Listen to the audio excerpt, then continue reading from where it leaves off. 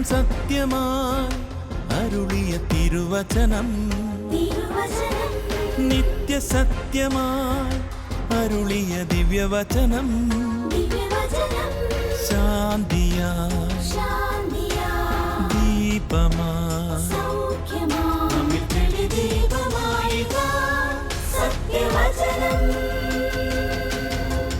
വിടുതലായി രക്ഷയായി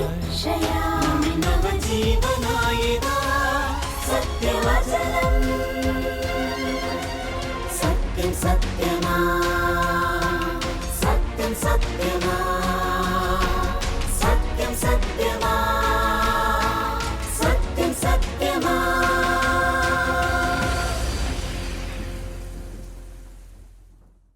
new ഇയറിനെ കുറിച്ചുള്ള ഒത്തിരി തമാശകൾ വാട്സാപ്പിലും അതുപോലെയൊക്കെ കേട്ടിട്ടുണ്ട്.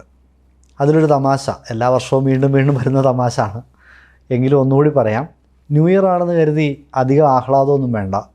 കലണ്ടർ മാത്രമേ മാറിയിട്ടുള്ളൂ, ബാക്കിയെല്ലാം പഴയത് തന്നെയാണ്.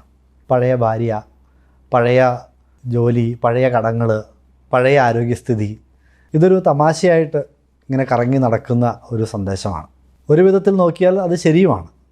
നമുക്ക് മാറ്റാൻ കഴിയാത്ത ഒത്തിരി കാര്യങ്ങളാണ് ഈ പറഞ്ഞതൊക്കെ. നമ്മുടെ ജീവിത പങ്കാളിയെ, നമ്മുടെ മക്കളെ, മാതാപിതാക്കളെ, ജീവിതത്തിൻ്റെ സാഹചര്യങ്ങളെ ഒന്നും പലതും നമുക്ക് മാറ്റാനായിട്ട് കഴിയാത്തവയാണ്. അതൊക്കെ അങ്ങനെ തന്നെ തുടരുകയാണ് പുതിയ വർഷത്തിലേക്ക്.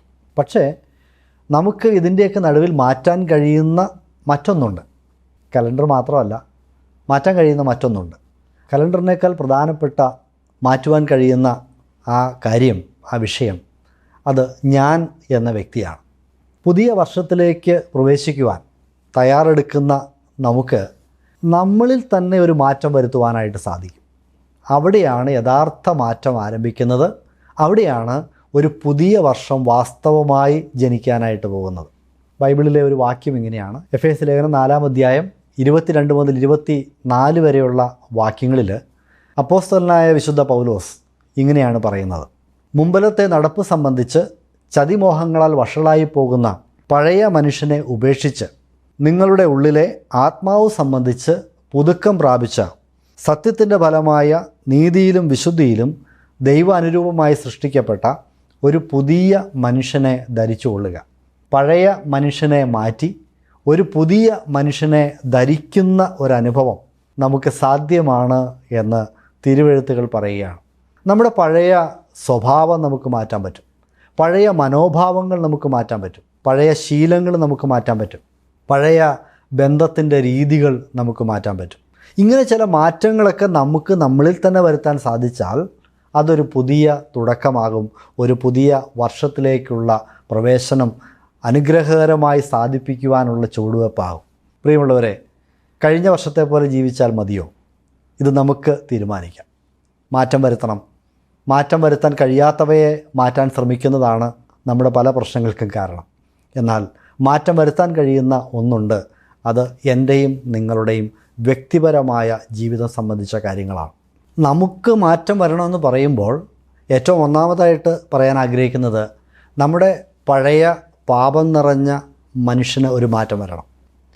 പാപം നിറഞ്ഞ മനുഷ്യൻ പുതിയ മനുഷ്യനാകണം. അതിനുള്ള മാർഗം കർത്താവായ യേശുക്രിസ്തുവിൻ്റെ പരിശുദ്ധമായ രക്തത്താലുള്ള കഴുകൽ പ്രാപിക്കലാണ്.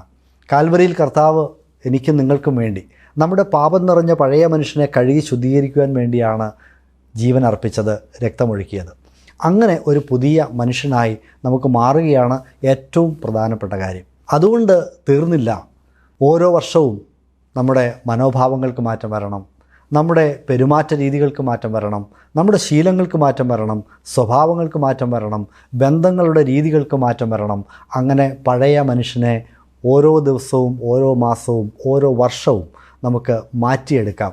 പ്രസിദ്ധ എഴുത്തുകാരനായ G.K. ചെസ്റ്റർട്ടൺ പറഞ്ഞ ഒരു പ്രസ്താവന ഇങ്ങനെയാണ്: the object of a new year is not that we should have a new year, it is that we should have a new soul. അതുതന്നെയാണ് പൗലോസ് അപ്പോസ്തലൻ പറഞ്ഞത്, ഒരു പുതിയ മനുഷ്യനെ ധരിക്കുക. ഉള്ളിൽ ഒരു മാറ്റം വരുത്തണം. നമ്മുടെ ശീലങ്ങൾക്ക് ഒരു മാറ്റം വരുത്തണം. ഒരു പുതിയ വർഷം നമ്മുടെ മുമ്പിലുണ്ട്. ഈ വർഷം എങ്ങനെയാണ് ജീവിക്കാൻ പോകുന്നതെന്ന് നമുക്ക് ഓരോരുത്തർക്കും തീരുമാനിക്കാം. മറ്റുള്ള എല്ലാവരെയും നന്നാക്കിയതിന് ശേഷം നമുക്കൊരു പുതിയ ജീവിതം കിട്ടും എന്ന് വിചാരിക്കേണ്ട ആവശ്യം ഇല്ല. നമുക്ക് ഒരു പുതിയ മനുഷ്യനാകാം. അതുകൊണ്ട് 2025 ഒരു പുതിയ വർഷം, യഥാർത്ഥത്തിൽ ഒരു പുതിയ വർഷം ആയി നമുക്ക് മാറട്ടെ എന്ന് ആഗ്രഹിക്കുന്നു, പ്രാർത്ഥിക്കുന്നു. ദൈവത്തിൻ്റെ എല്ലാ അനുഗ്രഹങ്ങളും എല്ലാവർക്കും ആശംസിക്കുന്നു. Happy new year.